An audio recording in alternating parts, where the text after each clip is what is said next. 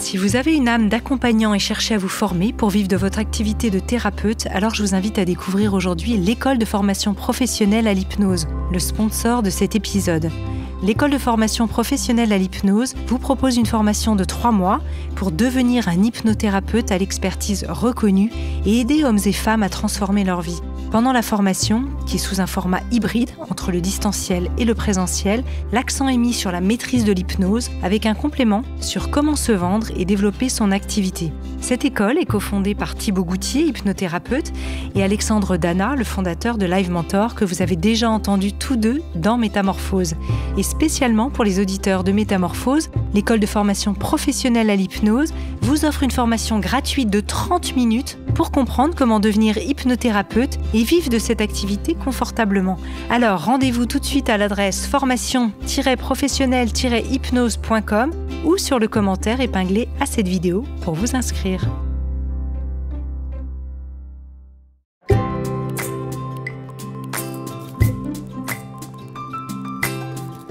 Bienvenue dans cette nouvelle série inédite de méditation avec Cola Zibo. Au sein de son podcast Looping, Cola a voulu mettre en lumière des personnes nous racontant des histoires intimes de transformation profonde grâce à la méditation, sous forme de témoignages et en abordant des récits de destin exceptionnels, de vie passée à la recherche de sa vérité intérieure. C'est pourquoi nous avons eu envie de vous partager ces 3 témoignages de Davina, William et Marina qui sont divisés en 2 parties tous les vendredis pendant 6 semaines dans Métamorphose. Alors avec Cola, plongez dans ces récits puissants de méditation. Métamorphose, le podcast qui éveille la conscience. Et donc j'ai commencé à aider comme ça de plus en plus de personnes qui étaient dans la violence, qui étaient des anciens membres de gangs, etc. Mais je préfère agir comme ça, parce que c'est la compassion. Qui va le faire ? Je peux le faire, je suis un ancien voyou. Je peux aider d'autres voyous. Bienvenue dans Looping, des itinéraires d'aventuriers spirituels. Je vous emmène virevolter dans les multiples virages que prend la vie quand on commence à s'asseoir et à regarder à l'intérieur de soi.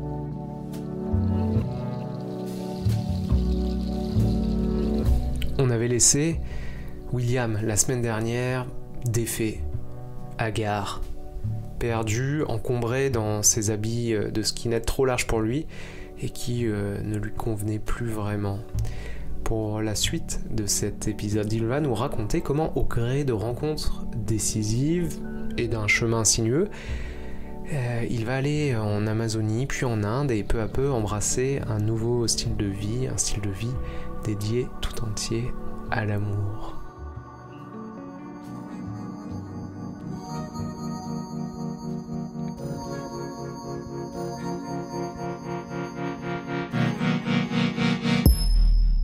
Des battes de baseball au club de motards non violents, voici la suite de l'histoire de William. Dans ces moments où la colère disparaissait, que la bonté prenait place en moi, j'avais pas conscience que c'était de la spiritualité. J'avais pas conscience que c'était Dieu qui m'appelait. C'est qu'après que j'ai pu comprendre qui était derrière tout ça. Par exemple, il y a une personne de mon gang qui a pris une balle dans la tête à un moment et l'autre qui est devenu handicapé dans un règlement. Mais moi, j'étais toujours en première position. Et ce jour-là, j'avais pas pu y aller.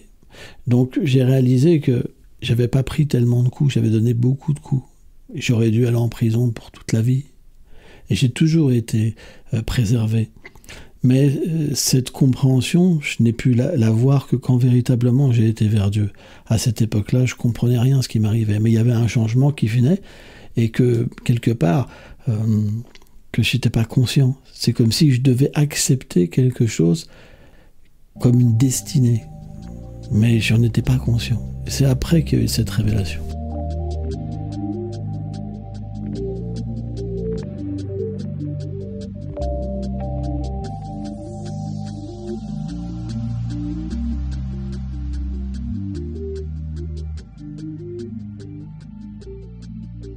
Il y avait un ancien de mon gang qui était en chaise roulante, qui avait pris une balle, qui était devenu handicapé. L'autre est mort à 16 ans, d'une balle de la tête. Et si tu veux, j'ai toujours été avec lui, j'étais comme son protecteur. Et quand on a arrêté ensemble. Et lui, il a été vers la spiritualité. Et là, moi, la spiritualité, excuse-moi, mais à part boire, tout ça, je comprenais rien. J'étais stupide, hein, vraiment méchant et bête, quoi. Et il me dit, ouais, Willy, je suis devenu végétarien et tout ça. Et tout. Bon, ok. Alors, donc, j'ai commencé à vivre comme lui, à méditer. Et à ma grande surprise, dès que je méditais, j'avais des tels moments de bonheur, vraiment, de réalisation profonde. Et je pouvais vraiment entrer à l'intérieur de moi-même et je sentais les énergies qui se débloquaient, comme la Kundalini, par exemple. Je pouvais vraiment avoir des sensations tellement subtiles, avoir une communion avec les natures, les animaux. C'était dingue, quoi. Les arbres, ça devenait des êtres vivants, les oiseaux aussi, les insectes, la terre, tout se révélait à moi, les nuages, tout, quoi. Le ciel, c'était quelque chose d'incroyable. Je me sentais complètement illuminé, complètement porté. Et là, dans cette transe qui était là tous les jours, finalement, parce que c'était tellement bon que quand quelque chose est bon, t'en veux toujours. Pour moi, si tu veux, la haine, c'était bon. Et là, quand j'ai découvert l'amour, c'était un autre extrême. J'ai été complètement... Et puis, ça m'a sorti de cette prison et cet endoctrinement que j'avais subi quelque part, à porter des insignes, un look, à détester les gens. Je suis emporté vers une spiritualité et pour moi, il n'y a plus que ça, quoi.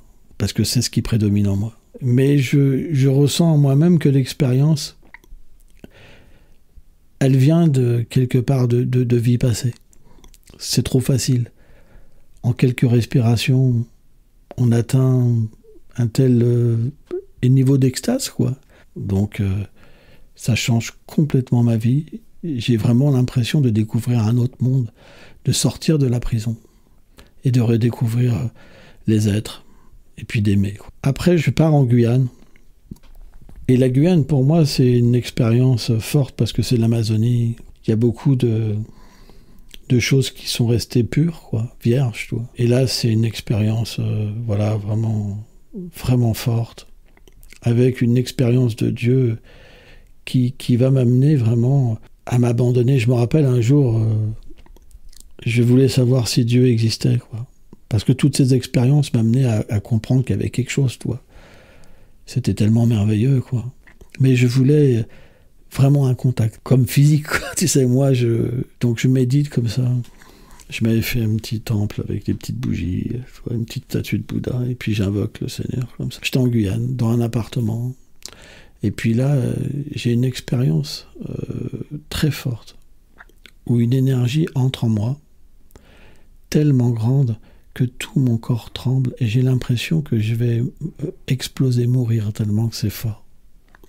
Donc à la fois c'est merveilleux, à la fois ça me fait peur. Et à la fois je peux pas lâcher cette expérience, mais elle part. Et quand elle part, je me sens lavé, comme si j'avais été complètement purifié, je pleure. Et là, ma vie, elle balance. Le lendemain, je deviens végétarien. Et j'étais avec une amie à cette époque-là, et j'avais un enfant aussi. Et tellement que le changement a été fort, en un instant, ma femme, elle me demande, elle pense que je suis devenu homosexuel, tellement que ma nature devient féminine. Elle me dit, mais William, et dis-le-moi, t'es un homme dans ta vie, c'est ça? Et je lui dis, mais non. Et elle ne comprend pas, parce qu'en une journée, je suis plus le même. Je suis plus l'ancien voyou. Je suis plus la personne qui peut quand même déraper, quand même. Et là, je suis différent, et elle prend peur. Elle prend peur parce qu'elle me reconnaît pas, elle peut pas accepter ce genre de personnage. Donc plus tard, naturellement, on va se quitter, quoi.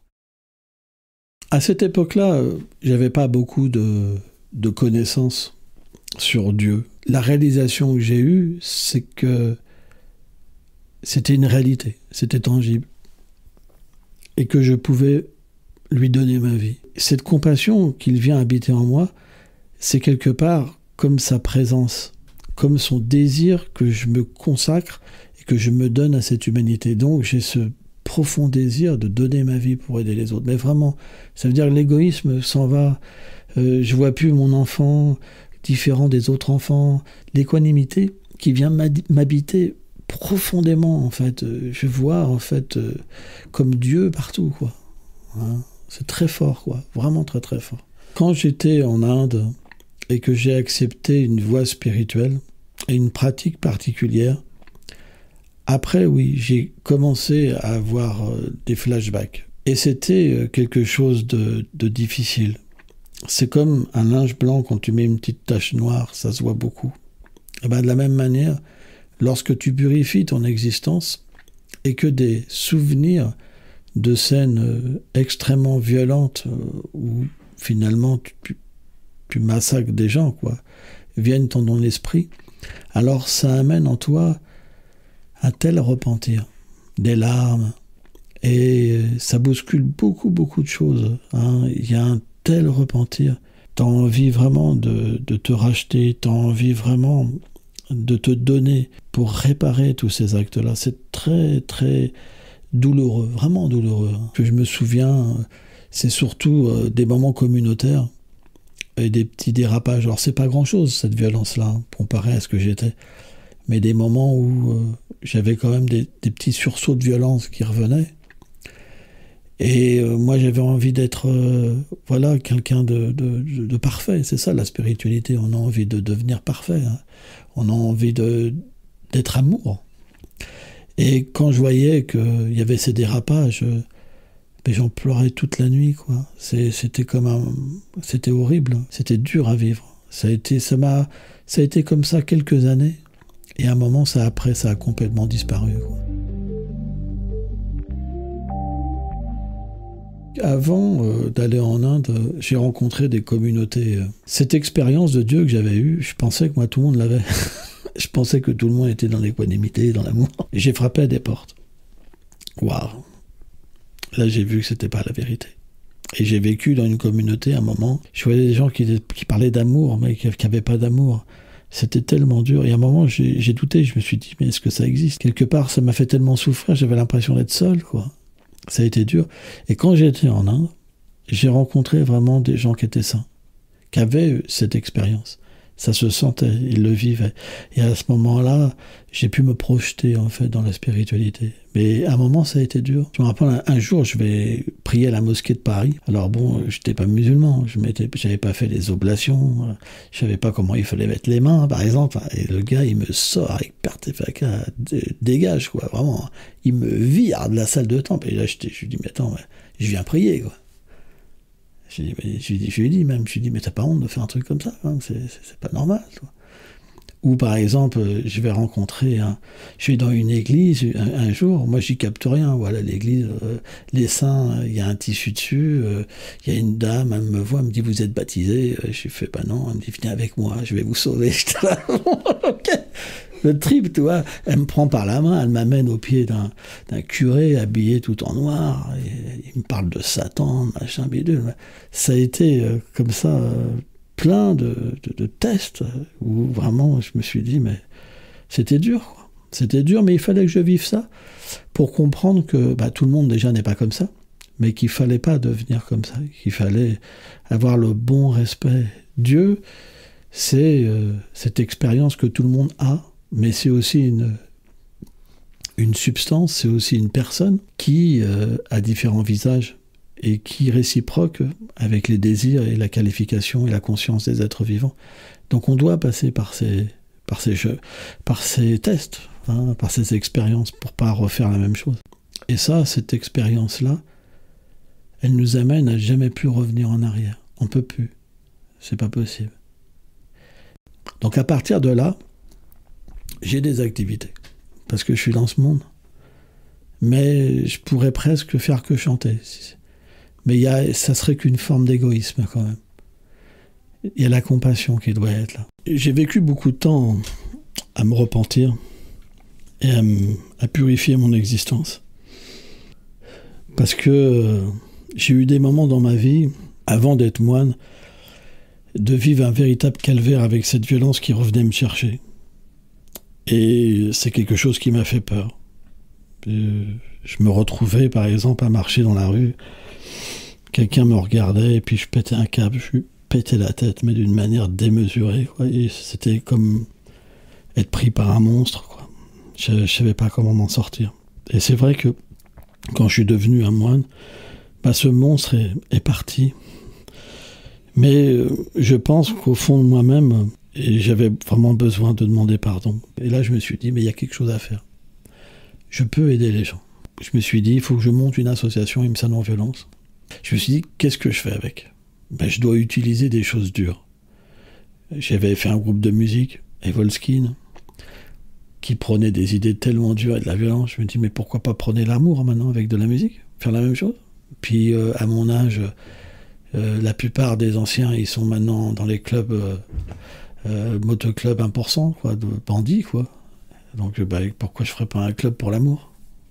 Et donc j'ai commencé à aider comme ça de plus en plus de personnes qui étaient dans la violence, qui étaient des anciens membres de gangs, etc. Et il y a eu tellement de résultats. Et donc j'ai fondé un motoclub, j'ai fondé une distribution de nourriture aussi pour les pauvres. Tout le monde peut s'en sortir. Si un gars comme moi il s'en est sorti, tout le monde peut s'en sortir. Et je pense que c'est ça qui est beau. Je serais que dans un look de moine, ça ferait le gars qui est coupé du monde dans une grotte, mais c'est pas le cas. Si tu me vois en Harley, j'ai des tatouages partout, sur le crâne, sur les bras, le torse. Tu te dis, ce gars-là, finalement, il est comme moi.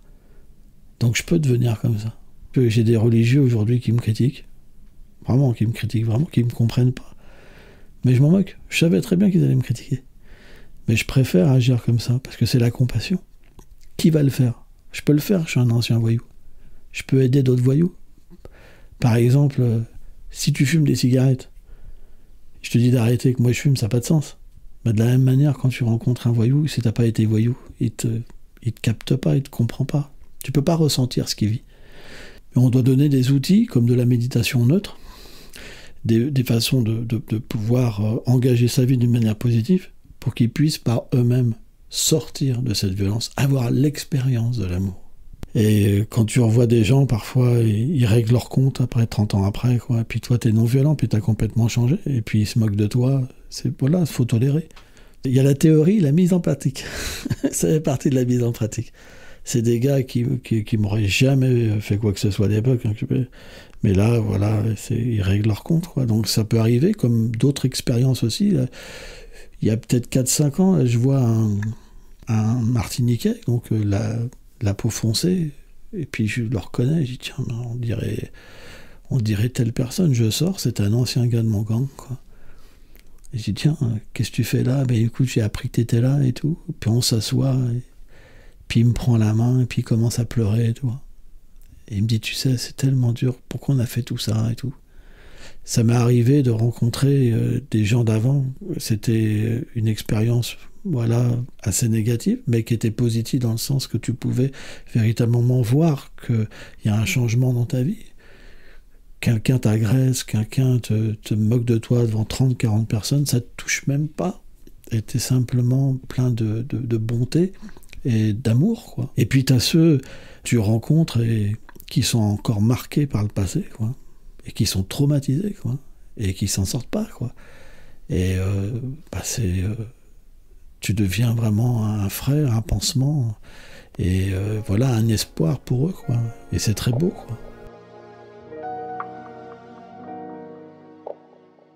Aujourd'hui, je suis un swami de la lignée Gaudiya Vaishnav, et je suis à l'origine de la fondation d'un temple qui est reconnu par l'État français, d'une congrégation religieuse, et aussi d'une association qui s'appelle IMSA non-violence, et qui s'occupe de faire connaître des valeurs et de permettre à des jeunes de comprendre qu'on peut engager aussi des choses qui sont dures pour développer de l'amour.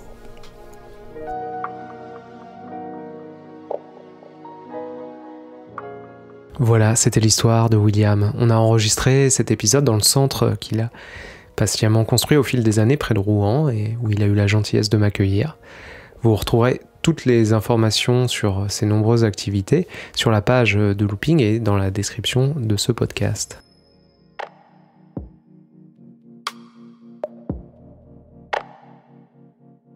Ce podcast est soutenu par le fonds de dotation Nouveau Monde, fonds qui finance et accompagne des projets pour développer la pratique de la méditation en France.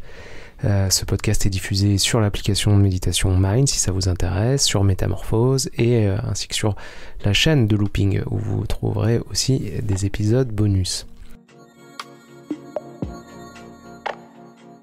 On se retrouve bientôt pour un autre épisode avec cette fois l'histoire de Marion en lotus sur les sommets himalayens. Et d'ici là, si vous croisez la sagesse qui fait de la Harley Davidson, aidez-la à faire une petite vidange pour qu'elle ne se plante pas au premier virage.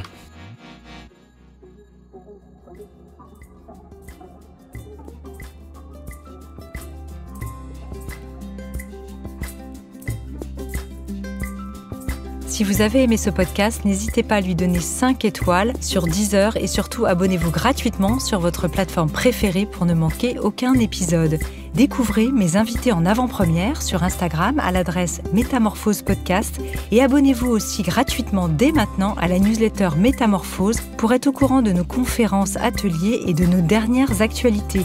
Pour ça, rendez-vous sur notre nouveau site www.métamorphosepodcast.com. Métamorphose, le podcast qui éveille la conscience. Par Anne Guéquière, tous les lundis et jeudis, dès 7h.